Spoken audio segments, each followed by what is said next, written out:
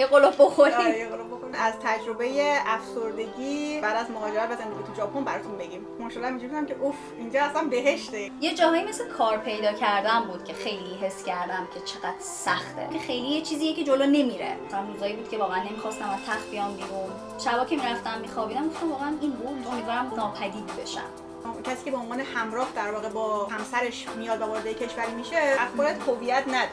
میرفتم یک کار اداری تو واردافیز و میگفت مثلا بگو شوهرت بیاد. که آدما خیلی متوجه نمیشدن من چی میگم. نه تو بهترین جای دنیای همه چی اوکیه، مثلا اوکی سخت نگیر میذاره. و این قضیه حالا منو بدتر کرد. وای چه دقیقاً من کوکورجومی ما آماده کنم. یه قلوب بخوریم. یه قلوب بخوریم. سلام، من فرانکم، 6 سال ژاپن زندگی میکنم و امروز تصمیم گرفتم با دوستم کنشی اینجا بیایم از تجربه افسردگی بعد از مهاجرت و زندگی تو ژاپن براتون بگیم. یه کوچولو خودتون معرفی میکنین؟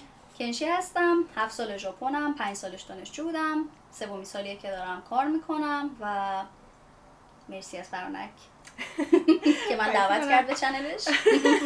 چیزی که جالبه درباره حالا پیر ما دو نفر اینه که کنشی فقط یه سال زودتر از من اومد ژاپن، یعنی 2018 اومد، ما 2019 اومدیم، ولی فرق اساسی که با هم دیگه داریم اینه که تنهایی به صورت تحصیلی اومد و تنهایی اومد و من اینجا با همسرم در واقع اومدم و به عنوان دیپندنت اومدم، یعنی کاملا شرایط اومدنمون با هم دیگه متفاوت بود، ولی به طرز جالبی هر دومون یه دوره از افسردگی اینجا تجربه کردیم.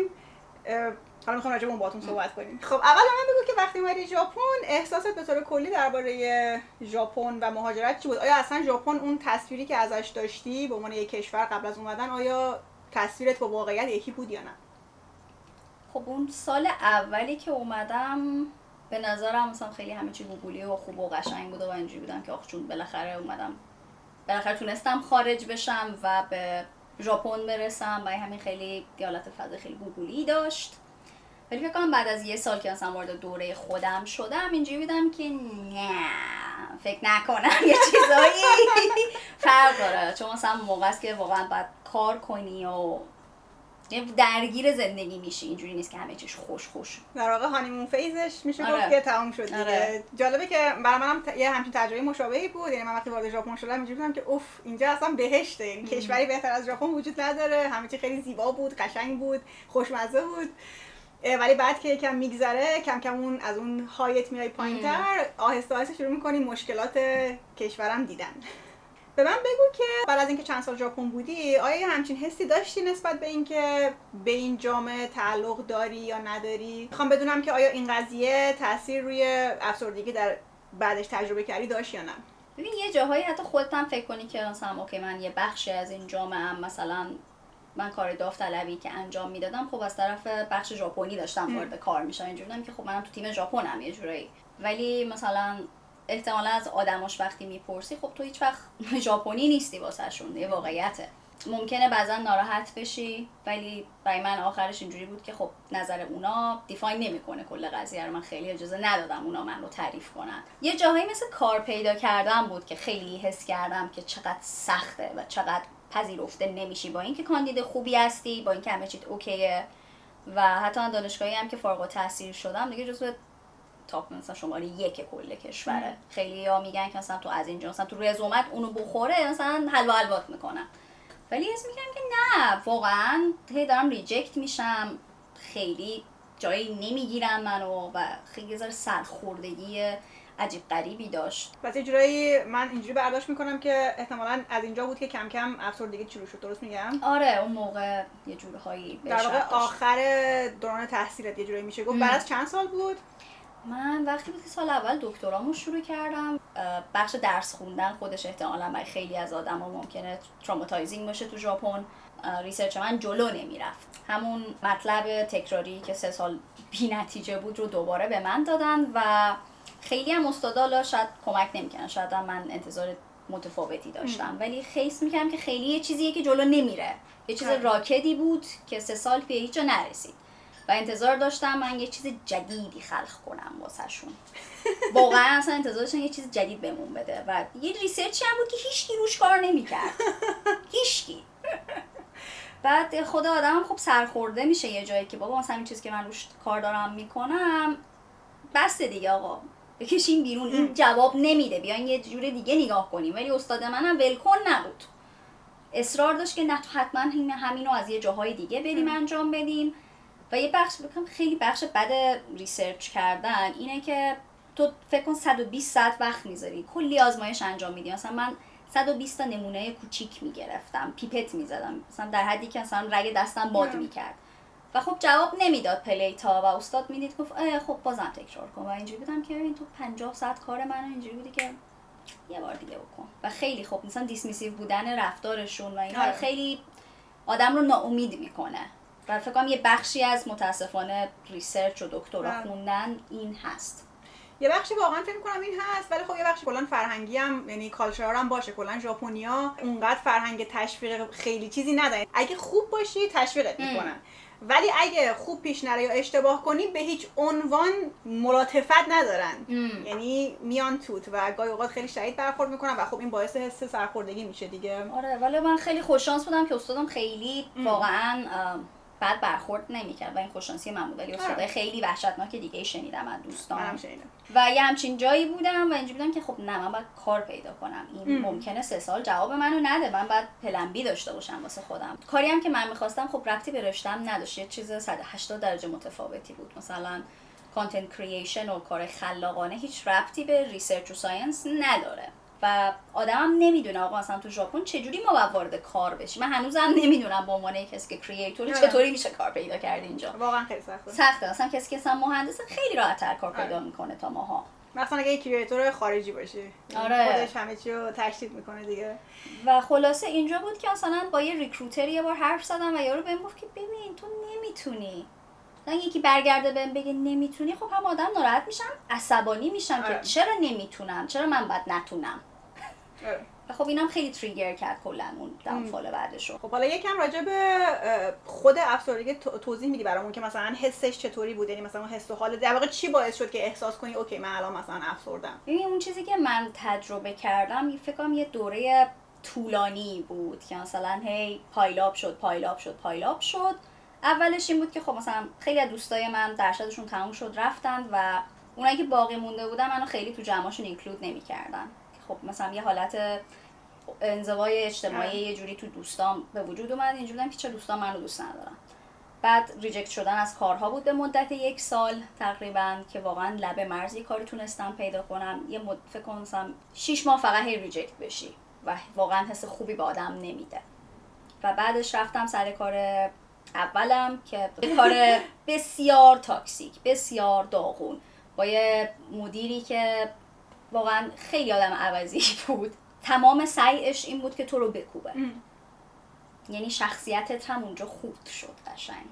و یه شغلی بود که مینیمم درآمد رو داشت و خیلی لب مرز تمام هزینه‌هات به هم میرسید. یعنی مثلا فکر کن مثلا هم حس می‌کنی پول نداری. کاری که من میکردم شنبه یک شنبه ها سر کار میرفتم، تعطیل نداشتم. من زندگی سوشال من 0 شد. رابطه قبلی که مثلا با اون دوست پسرم داشتم خب اونم خیلی خوب پیش نمیرفت. یعنی کل زندگی من شده بود دیدن رئیسم، خیلی مثلا تنوع بخواستم بدم این پسره که اون هم چون مثلا رابطه خوب پیش نمیرفت با آدم مثلا نخواستنی بودن، سرخوردگی اینجوری بود. کلا همش اینجوری بودم که اوکی من زندگی نمیکنم الان، من دارم صرفا سروایو میکنم.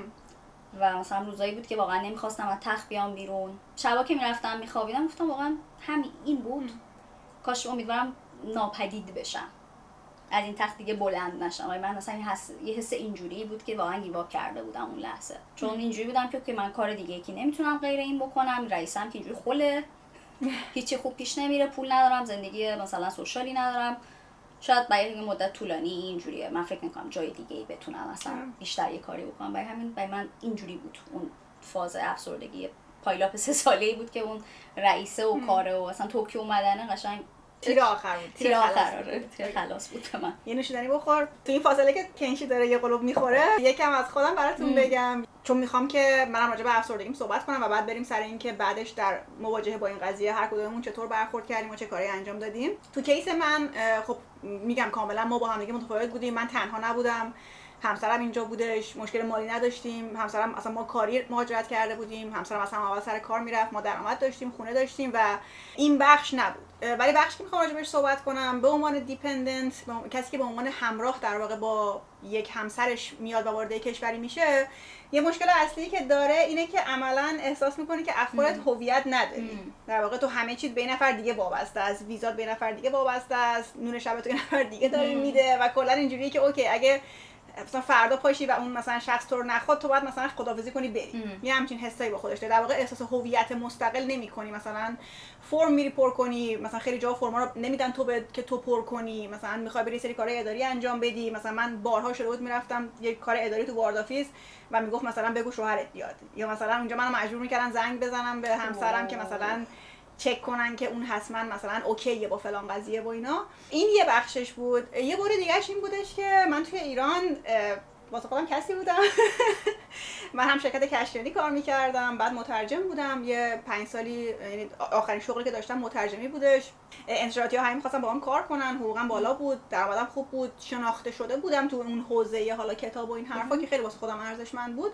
و وقتی اومدم اینجا همه اونا هیچ شد. یعنی من فکر می‌کردم من میتونم بیام اینجا و با انگلیسیم یه کاری بکنم، ولی واقعیت اینه که هیچ کاری نتونستم باهاش بکنم. زبان کشور ژاپنیه و من زبان‌هایی که بلد بودم انگلیسی و فارسی بود و ژاپنی در حد ترجمه نبود و عملاً از اسکیل هایی که داشتم قابل استفاده احساس می‌کردم که نیستش. یعنی احساس بیهودگی پوچی می‌کردم. یه همچین حسی. یه بخشش این بود و یه بخش دیگه‌اش این بودش که من اومدم تو این کشور جدید، یه همسر ساپورتیو داشتم، پول داشتم، خونه داشتم، همه چی اوکی بود و همسرم میگفتش که آره الان میتونی هر کاری خواستی بکنی. خواستی برو درس بخون، خواستی برو سر کار، خواستی میگفت هر کاری دوست داری بکن. و این با اینکه میدونم الان مثلا میشنوین احتمالاً اینجوریه که الان باید خیلی خوشحال باشی، را خوشحالم بودم، ولی از اون ور فشارهای خودش هم داره. یعنی پرشر این که اوکی الان باید یه تصمیم واسه زندگیت بگیری. بعد الان اینجوریه که تو همه چی برات مهیاست. یعنی مثلا ما که تو ایرانیم خیلی وقتا تصمیمی که میگیریم به خاطر اینه که به خاطر شرایطه، فشار زیاده، پول نیست، محرومیت هست، هزار چیز دیگه هست و خیلی وقتا انتخابایی که میکنیم از سر فشار، یعنی مجبوریم بریم سر فلان کار. ولی الان اون فشار نیست و تو همش از این میترسی که نکنه این تصمیمی که میگیرم تصمیم اشتباهی واسه زندگیم باشه. و من اون موقع مثلا 34 سالم بود، اینجوریم که اوکی هر تصمیمی بگیری دیگه تا آخر عمرت باهات مونده. اینجوری نیست که اوکی من 20 سالمه حالا خطا میکنم درست میشه با اینا. و مجموعه همه اینا باعث شد که من وارد دوره افسردگی شم و زودتر از کنشی هم بود. یعنی ما 6 ماه بعد از اینکه وارد ژاپن شدیم این حسای من شروع شد. تو اون زمینه از تخت بیرون نیومدن کاملا مشترک بود. یعنی من هم ساعت‌های خیلی زیادی تو تخت بودم و همش گوشی اینستاگرام برمی‌رفتم، اصلا دلم نمی‌خواست هیچ کار دیگه بکنم و غذا نمی‌خوردم. یکی از کارهایی که من تو افسردگی کرده بودم که غذام خیلی کم شده بود و گاهی اوقات همسرم منو مجبور می‌کرد که مثلا بیا بخور. یعنی از این ور یکم یه همچین حسی بودش. کلا این دوره افسردگی من اینجا بود، اینجوری شروع شدش. حالا بیا به من بگو که برخورد دوستات چه توی خارج چه توی ایران با این قضیه چی بود؟ یعنی مثلا میخوام بگم با کسی راجع به این قضیه اصلا صحبت کردی، مثلا گفتی که من حالم خوب نیست مثلا فلان و اینا، و برخوردشون چطور بود؟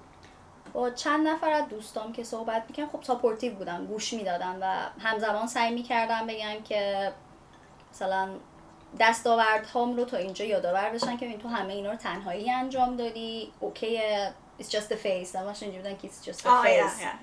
میگذره اینم، یعنی یه دوره داون زندگیتی، باز یه جایی رو غلطک میافتی، یعنی انقدر به خودت سخت نگیر، اوکیه. اوکی بودی با اینکه بهت بگن it's just a phase، اصلا میگذره و اینا؟ اون حالت میگذرهش رو خیلی چیز نمی‌کردن که مثلا بی اهمیت جلوه بدن دردم رو. میگه که مثلا زندگی الان تو الان پایینش افتادی، ولی یه چیزی میشه که دوباره زندگیت رو غلطک بیفته. تو تا الانش رو تونستی، بعد از اینش هم میتونی. یعنی دستاوردات رو هم ببین، اینجوری نیست که مثلا تو یه شب همینجوری برات داشتن گذاشتن اینجا تا اینجا هر چی رسیدی و خودت رسوندی. درست. والا اوکی، ناراحتی میشنویمت، درکت میکنی. It's gonna get better. بس اوورال مثبت بود. یعنی اوورال تجربه‌ای که اصلا با دوستات داشتی و اینا با دوستان داشتم، آره اوورال مثبت بود. آره. واسه من خیلی مثبت نبود.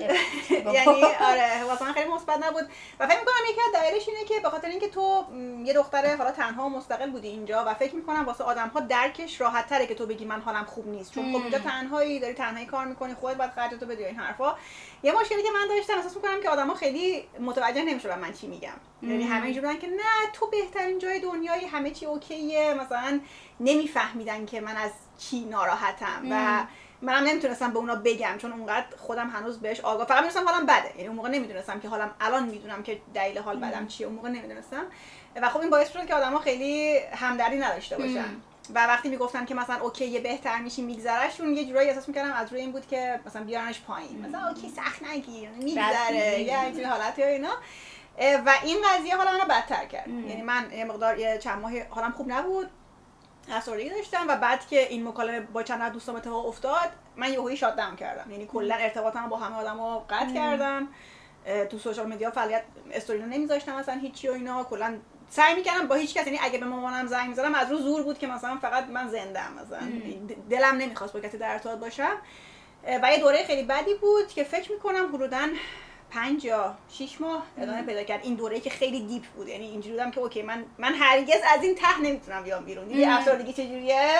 دیگه چیزی نمیشه، دیگه تهشه. آره هرگز نمیتونم راه اون یه سوراخ کوره نور رو هیچ وقت نمیبینی. آره دقیقاً احساس می‌کنی که اون پایینه قشنگ. حدوداً چقدر طول کشید این افسردگیت و اون نقطه عطفی که احساس کردی اوکی دارم بهتر میشم، مثلا چه اتفاقی افتاد یا چی شد که احساس کردی داری بهتر میشی؟ میگم کل پروسش برای من می‌ذارم آروم و طولانی و کند. آره میدونم چون بازه 2-3 ساله‌ای بود. آره دقیقاً چون سر و ته معمولا افسردگی سر و ته نداره که دقیق بگی دیگه.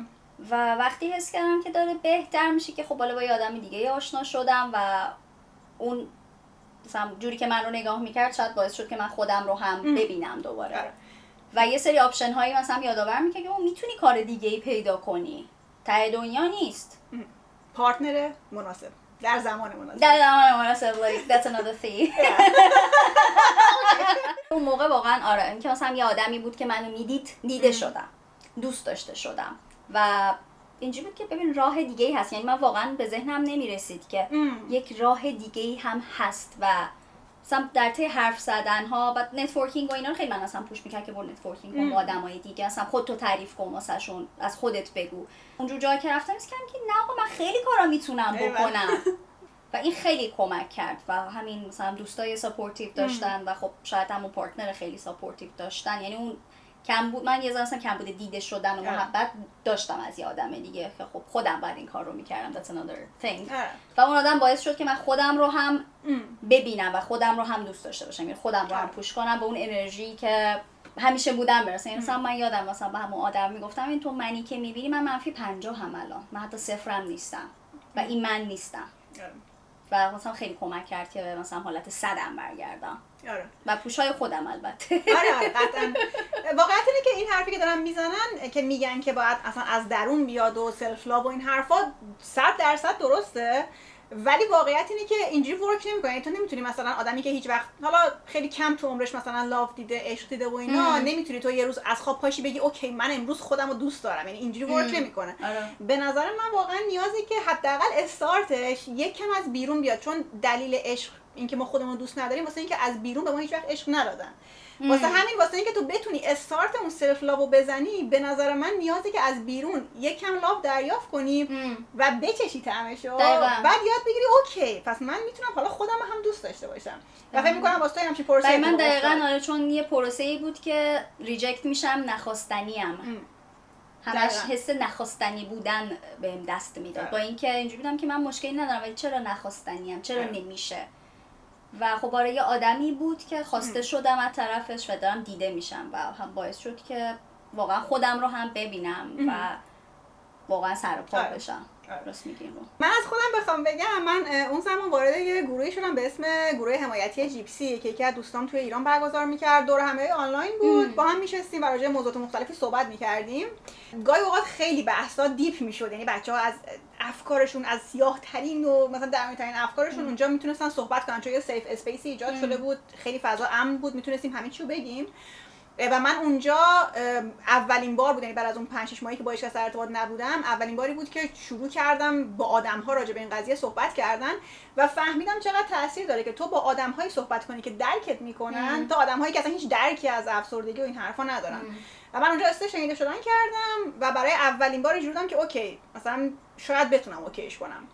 چند جلسه اونجا رو رفتم و بعد با حالا ساپورت و حمایت بچه‌ها و البته همسرم در نهایت تصمیم گرفتم برم پیش مشاور و مشاوره شروع کردم و ترکیب مشاوره و اون گروهه به من کمک کرد که از این چالهه بیام بیرون. ولی واقعیت اینه که مثلا احساس نمی‌کنم که خود هیچ کدومشون تکی فکر نمی‌کنم ورک می‌کنه، یعنی در کنار هم مشاور و اون گروهه چون من مشاوره خیلی آدم لاجیکالی دیگه، میری باهاش صحبت می‌کنی، یارو منطقاً بهت میگه که آقا مثلا اینجوری، یعنی عشق و حمایت بهت نمیده.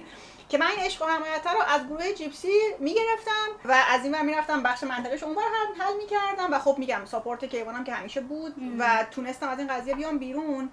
من افسردگی فکر می‌کنم هولوش 1.5 سال طول کشید که مثلا 6 ماهش واقعا بد بود، ولی بعد از 1 سال که گذشت دیگه کم کم شروع کردم خودمو جمع کردن.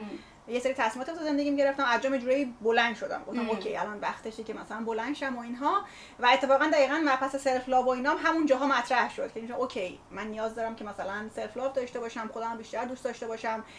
و میگم با اینکه مثلا همسرم بود، گروه حمایتی و این حرفا بودن، ولی چون اون از تو مشکل بود یه ذره واسه من طول کشید موتورش روشن شه.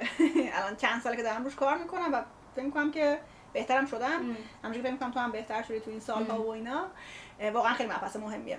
حالا میخوام بدونم که اگه الان برگردی عقب به خود اون موقع مثلا قبل از افسردگی چه توصیه میکنی؟ و خب احتمالاً این همون توصیه‌ای که به آدمایی که تازه بخوان تو موقعیت تو هم قرار دارن توصیه میکنی دیگه. توصیه در واقع چیه؟ حلقه حمایتی خوب داشته باشید. یعنی اگه حس میکنید یه دوستی واقعا درکت نمیکنن، خیلی باشون وارد کانورسیشن نمیشم از یه جایی بعد که خب یعنی نیاز نیست با یه آدمی وارد مکالمه بشی که هی فیدبک منفی بگیره و هی بهت حس بد بده. یکیش اینه. فکر کنم چیزی که واقعا خیلی من رو به قهرش فرو برد، یکی این که با توی یک محیط کار، یعنی واقعا فکر کنم 1 سال شدیدش بود برای من، یک محیط کار اشتباه با یه سری آدم‌های اشتباه و پارتنر اشتباه بود همه اینا. و اگه وارد محیط کار سمی میشید بدونید آقا راه خروجی هست، شما خیلی راحت‌تر میتونید کارتون رو عوض کنید. فوقش مجبوری واقعا یه مدت تحمل کنی، ولی به خودتون شک نکنید. آقا کلی کار میتونید انجام بدید، رزومه سازی و چه میدونم رفتن به جاهای دیگه، یه بخش از پرزنت کردن خودت رو میتونید یه چیزی از خودت در بیاری، ولی راهی هست برای خروج از اون. و اگه حس میکنی یه جایی هستی که دارن بی احترامی میکنن، چه پارتنرت باشه چه رئیست باشه، فکر کنم بهترین عشق خودت اینه که آقا قطعشون کنی و نذاری بهت از یه حدی بیشتر بی احترامی کنن. که خب منم با اون پارتنر به هم دادم و در نهایت محیط کارت هم عوض کردی؟ در نهایت محیط کارم هم عوض کردم. تو من فکر کنم 1 سالی میشه، دقیقا همین روزها بود. سالگردم هست بس. آره. بایبچ. و طبیعیه. به نظر میاد اصلا حس بد کنی اصلا چیز عجیب غریبی نیست که من الان باید خوشحال باشم، ولی اصلا خودتون رو هم سرزنش نکنید. اینم خیلی نکته مهمیه، چون خیلی وقتا من فکر می‌کنم مشکل از منه، یعنی این منم که اینجا نمیتونم ورک کنم تو این کشور. اینجوریه که من چه مرگمه، ولی اوکیه، پیش میاد. واقعا it's just a phase. برای هر کسی اینجوری بالا پایین پیش میاد. و حمایت مهمه و اگه مثلا واقعا امکانش باشه، چون واقعا به فکرم نرسیده مثلا تراپی برام واقعا کار میکنه یا نمیکنه، یا مثلا با یکی حرف بزن که شاید آقا مثلا بدونه که آقا یه همچین گروهی هست، بیا مثلا اینو یه امتحان کن. دقیقاً. اینجوری خوبه اصلا دست کمک خودتون رو هم دراز بکنید. فکر نکنید من یه حالتی داشتم فکر می‌کردم که خب برای کسی مهم نیست من باشم یا نه، در حالی که خب واقعا اینجوری نیست. تو اگه مثلا با دوستت حرف بزنی، اگه یه دست دراز کنی، فکر کنم 3-4 تا دست قطعاً هست که بهت دراز میشه. و اون دستا رو بگیرید و فکر نکنید که نه من خیلی زن مستقلیم، من نیاز به هیچکی ندارم. تیشه بریشه خودتون نزنید. واقعا یه ذره بعضی جاها آروم بشیم و حرف بزنیم، کمک رو بپذیریم. ما فکر کنم یه بخش وحشتناکی برای زن‌هایی که مثلا مهاجرت میکنن اینه که ما بلد نیستیم کمک بگیریم از بقیه و فکر میکنیم ضعفه، در حالی که وقتی مریض میشی هم خب بعد بری دکتر، بعد استراحت کنی، اینم مثل اونه، کمک رو بپذیر. من خودم دقیقاً یه مشکل مشابه همین داشتم، یعنی مثلا اینجوریام که اوکی من افسردگی، من میتونم افسردگی رو شکست بدم، من میتونم بیام بالا. یعنی توی بازه خیلی طولانی مثلا حالا کیوان همسرم که میدونست اینجوری بود که مثلا میخوای کمک بگیری، نه من میتونم، من تنهایی میتونم، در حالی که نمیتونی واقعا. بعضی چیزا نیاز به کمک داره، نیاز به کمک داره. با خودمون مهربون باشیم. واقعا من از نکات خیلی خوبی بیان کردی. واقعا یکی از نکات خیلی مهمش همین کمک گرفتنه، حالا چه از حلقه حمایتی، چه از مشاور تخصصی، یا حتی اگه اکستریم تر بود مثلا از قرص و دارو و اینها، همچنان یعنی هیچ اشکالی نداره. روح هم مثل جسم دیگه مریض میشه، نیاز داره که درمانش کنیم. این خیلی نکته مهمیه و حلقه حمایتی خوب داشته باشیم. و یه نکته خیلی مهمی که گفتش کنشی گفت این بود که اگه یه دوست تاکسیکی دارین که مثلا موج منفی میده، با ازش جدا شین. من نمیدونم، یه مشکلی که هستش اینه که گاهی اوقات آدم‌ها توی رابطه دوستی هستن و دوست رسما تاکسیکه. آره. همش موج منفی میده، تو رو میاره پایین، درکت نمیکنه، هی اینجوری که حالا ولش کن فلان، و همینجوری هم باهاش ادامه میده، در حالی که ادامه ندین. مرزها یعنی واقعا سلف ریسپکت داشته باشین، احترام خودتون بذارید. آره، و اصلا از این نترسین که اوکی من اگه این دوستامو بذارم کنار تنها میمونم، چون یه بخشش اینه دیگه، اینجوری که من الان تنها میمونم، هیچ، در حالی که نه، تو دنیا کلی آدم هستن، اگه این آدم شبیه شما نیست، افکارش و اینا، حتما میتونی آدمی پیدا کنی که شبیه شما باشه. دوستای جدید هم چون پیدا میکنید، مثلا ما هم یه سالی میشه تقریبا، ما هم خیلی دوستمون اونجوری نیست که مثلا بگیم 5 6 سال هم نگه میشناسیم، نه. آره، ولی مچ میشن آدم‌ها، اتفاقا همفازتون رو خیلی راحت‌تر پیدا می‌کنید.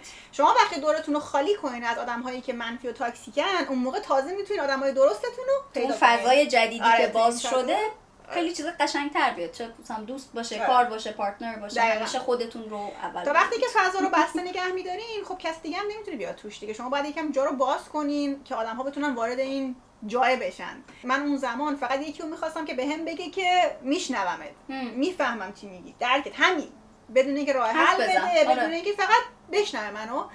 من اگه خودم بخوام از سمت کسایی که به عنوان دیپندنت مهاجرت میکنن و احساسات مشترکی مثل من تجربه میکنن، اگه بخوام یه چیزی بگم، حالا به غیر از اینها، به غیر از حالا حلقه حمایتی و کمک خواستن و اینا، توصیه‌ام میتونه این باشه که بی حرکت نشینین. یعنی من مشکل این بود که طولانی بی حرکت نشستم و نتونستم تصمیممو بگیرم. واسه همین قبل از اینکه بیاین راجبش فکر کنین و وقتی اومدین اینجا بلند شین. بی حرکت نمونین، ادامه بدین. ولی خب یه پوینت خیلی مثبت که نه، ولی نسبتا مثبتی که به نظر من افسردگی داره اینه که وقتی پشت سرش میذاری احساس می‌کنی همه چی خیلی درخشان تره. یعنی آره، یه چیز غریبیه که اون بابا من اونجوری شده بودم، اصلا به خودت برمیگردی میگم واقعا من گذشته من دارم به من گذشته که چه عجیب، چی شدم چی شد قشنگ اینجوری، مثلا بعدش مثلا یه چیزی فاست فوروارد میشه. اصلا قدرتی هم داره نداره اینکه از اون چاهه بتونی بیای بیرون. و فکر کنم مثلا چیزای بعدی هم که میبینی باز خیلی قوی‌تر. یه بار خودتو میکشی بیرون و قول میدی که من دیگه اجازه نمیدم، من دست خودم رو ول نمیکنم. یه بار که انجام دادم، یه بار دیگه هم پا میشم. چیز جدیدی نیست. been there done that. واقعا یه قدرت خیلی خاصی داره. زیبا گفتی been there done that. مرسی که تا اینجا با ما همراه بودین و حرفامون رو گوش دادین. امیدوارم که حرفامون براتون مفید بوده باشه و اگه تو شرایط مشابهی هستین امیدوارم که تونسته باشیم یه کمک کوچیکی کرده باشیم. اگه حرفای ما رو دوست داشتین یا نظر یا سوالی دارین برامون کامنت کنین. اگه این ویدیو رو دوست داشتین و دوست داشتین که من باز حالا کنشیو بیارم اینجا و با هم دیگه بیشتر راجع به موضوعات مختلف درباره ژاپن صحبت کنین، برام کامنت کنین و من از کنشی میخوام که باز دوباره به اینجا بیاد و با هم دیگه براتون حرف بزنیم.